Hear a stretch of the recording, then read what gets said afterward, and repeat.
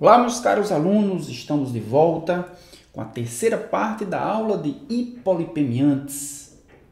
Na aula passada, nós vimos como as lipoproteínas são metabolizadas, como elas são sintetizadas, como elas são processadas e como elas são degradadas.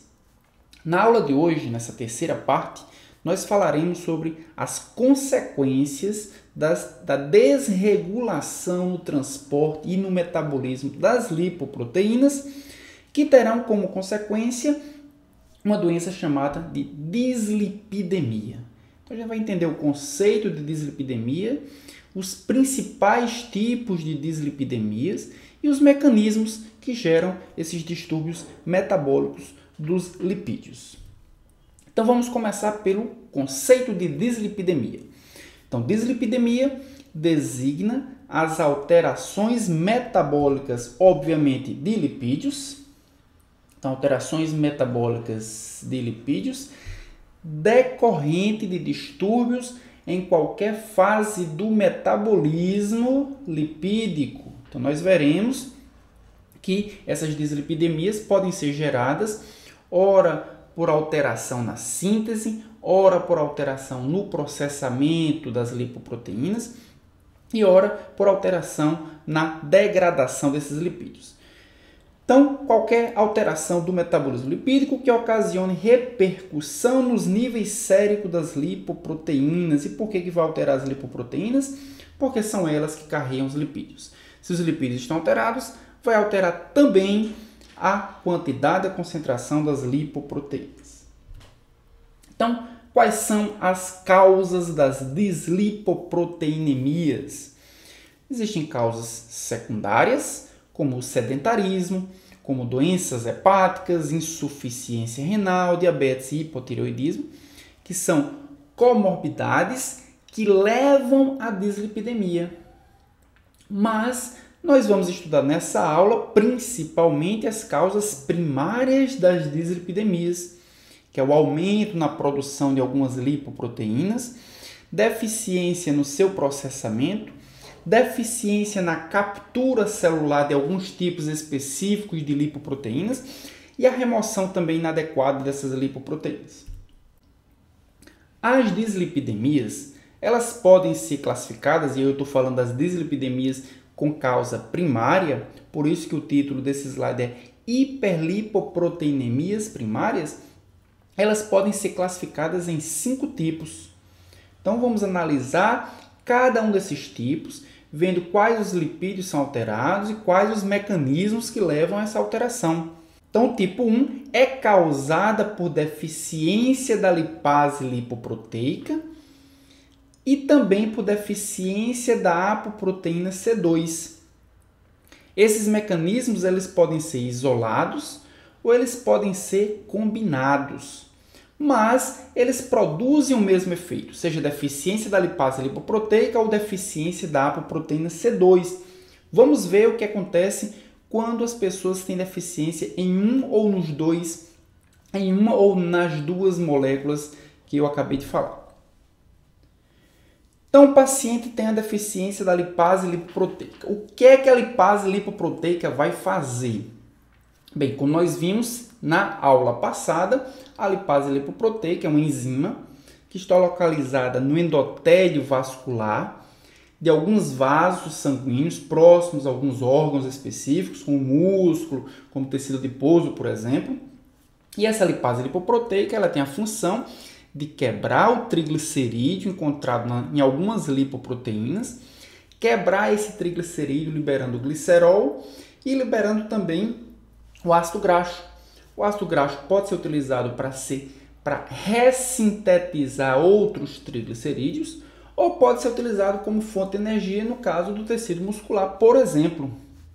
Então, deficiência da lipase lipoproteica vai acarretar uma deficiência na degradação de triglicerídeos de algumas lipoproteínas. E a deficiência da apoproteína C2 vai ocasionar o quê? Bem, como nós vimos também, essa proteína na superfície de algumas lipoproteínas, ela é responsável por ativação da lipase lipoproteica. Então, se a lipoproteína tiver lipase, se a lipoproteína tiver apoproteína C2 funcionante, mas a lipase lipoproteica não estiver funcionante, triglicerídeo terá o seu catabolismo comprometido. Mas imaginemos agora que o paciente tem uma lipase lipoproteica funcionante, mas ele possui uma deficiência na apoproteína C2, que é a molécula que vai ativar a lipase lipoproteica. O efeito será o mesmo. Se não tem o seu ativador, a lipase lipoproteica não vai funcionar, não vai degradar triglicerídeos também. Aí vamos para a segunda parte da compreensão desse mecanismo.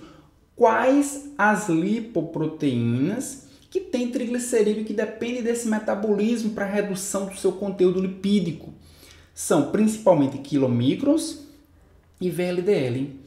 Lembram do metabolismo das lipoproteínas? O quilomicron é formado no intestino, cai na corrente sanguínea, recebe a proteína C2 do HDL e, por essa razão, consegue ativar a lipase lipoproteica.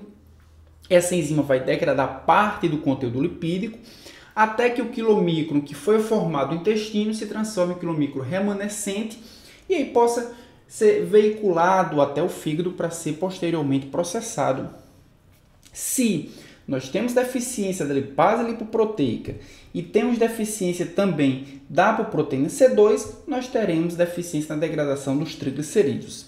Consequentemente, o lipídio que terá o aumento encontrado nesses pacientes com a dislipidemia do tipo 1 apresentará aumento de quilomicrons, aumento de triglicerídeos.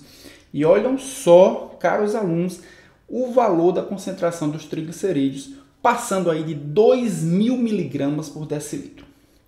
Bem, mas não é apenas aumentar quilomicron, não é apenas aumentar triglicerídeo, a consequência da dislipidemia do tipo 1.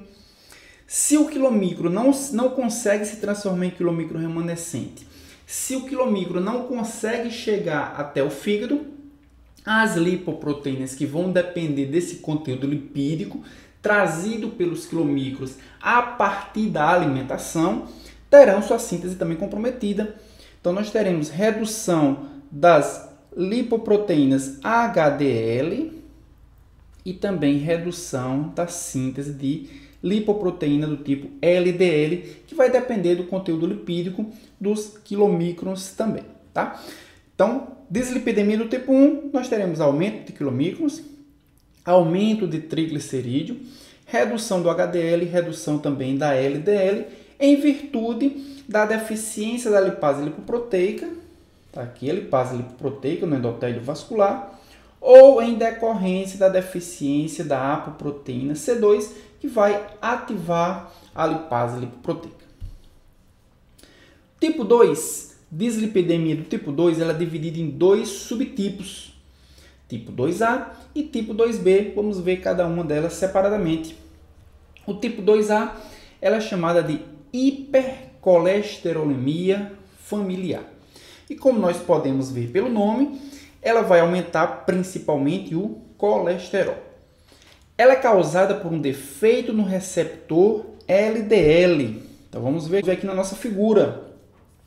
Então, o receptor da LDL é um receptor que é encontrado nos tecidos periféricos, que consegue reconhecer a apoproteína B100. A apoproteína B100 é encontrada principalmente na lipoproteína LDL, também na VLDL, mas principalmente na LDL. Então, nós temos aqui a deficiência do receptor de LDL. Se esse receptor é deficiente, o que nós podemos encontrar é que a LDL que vai ser produzida a partir da VLDL ela não consegue ser capturada pelos tecidos periféricos. Então, ela vai passar muito mais tempo circulando na corrente sanguínea do que deveria. Então, a principal consequência da dislipidemia do tipo 2A ou hipercolesterolemia familiar é aumento da LDL. Aumento da LDL.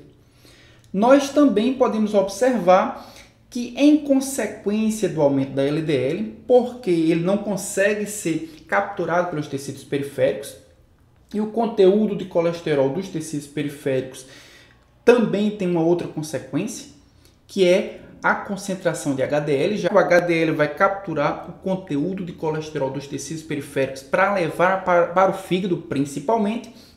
Se o conteúdo das células do tecido periférico diminui, a consequência imediata é que vai haver uma redução também da lipoproteína HDL. Então, hipercolesterolemia familiar ou dislipidemia do tipo 2A terá como consequência aumento da LDL, porque há uma deficiência no receptor que vai capturar essa lipoproteína, e também terá como consequência redução da HDL, já que o conteúdo celular de colesterol dos tecidos periféricos vai estar reduzido, consequentemente vai haver uma menor captação do colesterol pela HDL, e isso produzirá uma diminuição na sua concentração. Do que difere o tipo 2A do tipo 2B?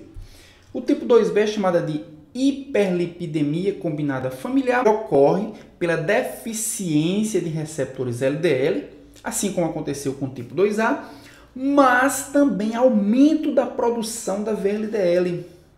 E é por isso que essa dislipidemia é chamada de hiperlipidemia combinada familiar, porque vai aumentar os teores de LDL e vai aumentar também as concentrações de VLDL. Vamos ver como é que isso vai acontecer. Então, como nós vimos, nessa dislipidemia vai haver uma deficiência do receptor da LDL, consequentemente a LDL não pode ser capturada, mas de forma combinada nós temos uma superprodução da VLDL. Bem, se aumenta a VLDL, a VLDL vai se transformar em LDL, nós temos que há um aumento ainda maior de LDL comparado ao tipo 2A. Então, nós temos um aumento mais pronunciado ainda de LDL. Também nós temos um aumento de triglicerídeo. Normalmente, nós temos um aumento de triglicerídeo em consequência da produção da VLDL. Quando é que o triglicerídeo não vai aumentar? Quando a conversão de VLDL para LDL for tão rápida, tão eficiente, que os níveis de VLDL permanecem normais.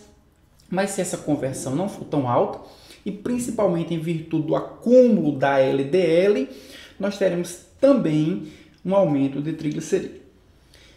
Então, na dislipidemia do tipo 2B, nós temos deficiência de receptores de LDL, isso produzirá um aumento da própria LDL e um aumento, consequentemente, de colesterol, e também, concomitantemente, nós teremos uma maior produção da VLDL. Como o VLDL contém um conteúdo maior de triglicerídeo, isso produzirá um aumento maior ainda de triglicerídeo. E como a VLDL também vai ser convertida em LDL, isso produzirá um aumento ainda maior de LDL comparado ao tipo 2A. Dislipidemia do tipo 3 é chamada de disbeta-lipoproteinemia, deficiência de receptores para ApoE. Bem, algumas lipoproteínas possuem ApoE, e a finalidade de possuírem ApoE é porque elas precisam voltar para o fígado. O fígado possui um receptor para ApoE. Ela capta qualquer lipoproteína que possua ApoE.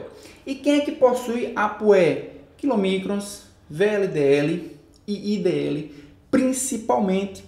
Então, essas lipoproteínas não conseguem retornar para o fígado, terão, então, sua concentração elevada no plasma sanguíneo. Então, vamos olhar aqui como é que acontece. Os receptores do fígado para a apoproteína E, eles estão deficientes. Então, nós temos um acúmulo de quilomicron que foi produzido no intestino. Isso produzirá, consequentemente, um aumento de triglicerídeo. Nós teremos também um aumento de colesterol, principalmente em virtude das outras lipoproteínas ricas em colesterol, como IDL, também se acumularem, porque elas também possuem ApoE. Lembram daquele metabolismo das lipoproteínas, onde a VLDL é convertida em IDL depois que ativa a lipase lipoproteica, e a IDL pode seguir dois caminhos. Ou ela pode voltar para o fígado, ou ela pode ser convertida em LDL. ela não vai voltar para o fígado, vai ser convertida principalmente em LDL e isso também vai contribuir para o aumento de colesterol, tá? Então, o colesterol vai aumentar porque tem acúmulo de IDL e esse acúmulo vai produzir mais LDL. E os triglicerídeos irão aumentar porque o quilomicron produzido ele não consegue chegar até o fígado para que seja então processado. E o tipo 4 e o tipo 5, elas são enquadradas com hipertrigliceridemia familiar, ou seja, aumento de triglicerídeo. O tipo 4 nós temos aumento da produção da VLDL e o tipo 5 nós temos a combinação do aumento da produção da VLDL com a deficiência no receptor para ApoE, que a gente viu agora que aumenta quilomicron. Então vamos ver como é que isso acontece. Deficiência de ApoE, nós vimos que as lipoproteínas que são levadas até o fígado, elas não conseguem ser processadas pelas células hepáticas. Consequentemente, o seu conteúdo lipídico irá aumentar. É o que acontece, por exemplo, com os quilomicrons. E, consequentemente, como eles são ricos em triglicerídeo, vai aumentar aí os triglicerídeos dessas lipoproteínas. Nós temos aqui uma das consequências da hipertrigliceridemia é aumento de triglicerídeo. Mas na hipertrigliceridemia familiar do tipo 5, além dessa deficiência no receptor da ApoE, nós temos também uma maior produção da VLDL, que também é rica em triglicerídeo.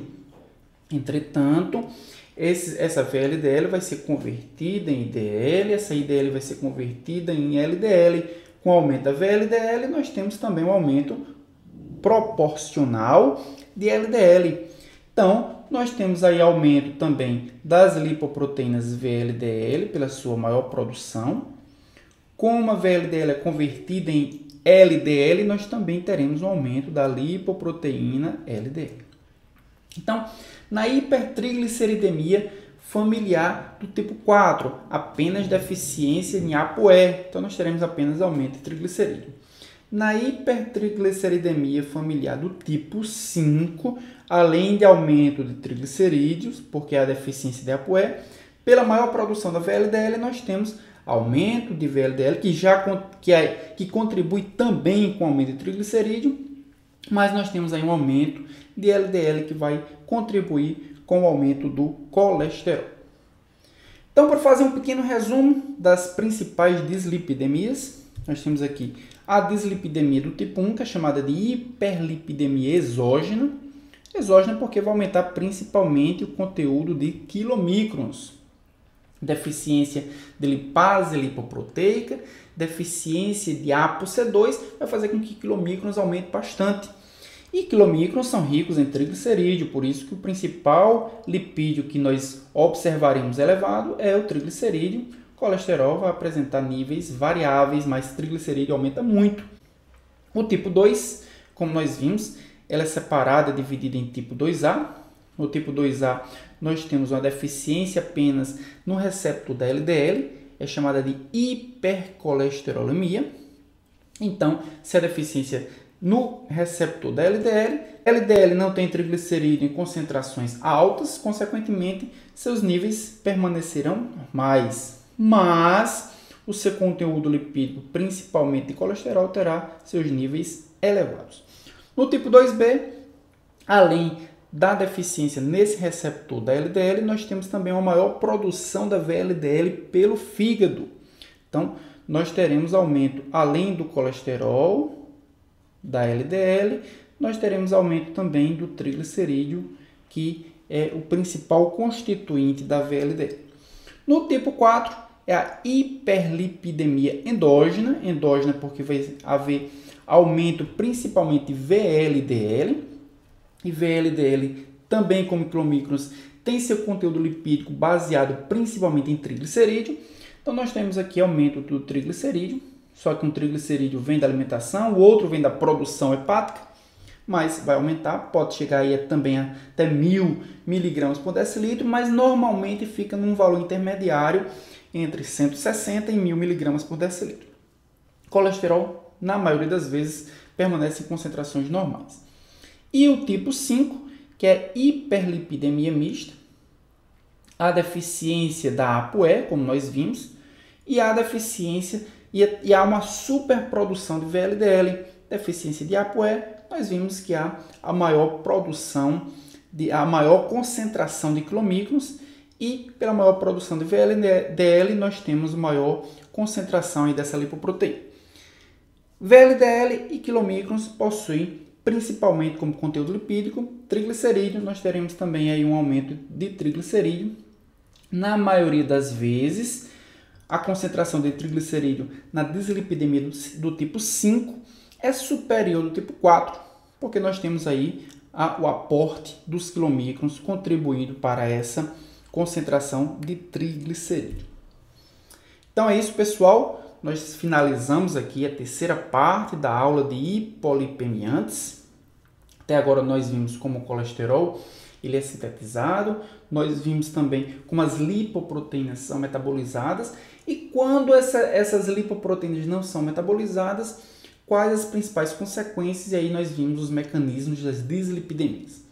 A partir da próxima aula, nós vamos falar sobre terapêutica, principalmente terapêutica medicamentosa. Então, nós não nos deteremos nas mudanças no estilo de vida, falaremos principalmente sobre a terapêutica medicamentosa, falando sobre os tratamentos para elevação do colesterol, as hipercolesterolemias e também para os tratamentos do aumento dos triglicerídeos, as hipertrigliceridemia.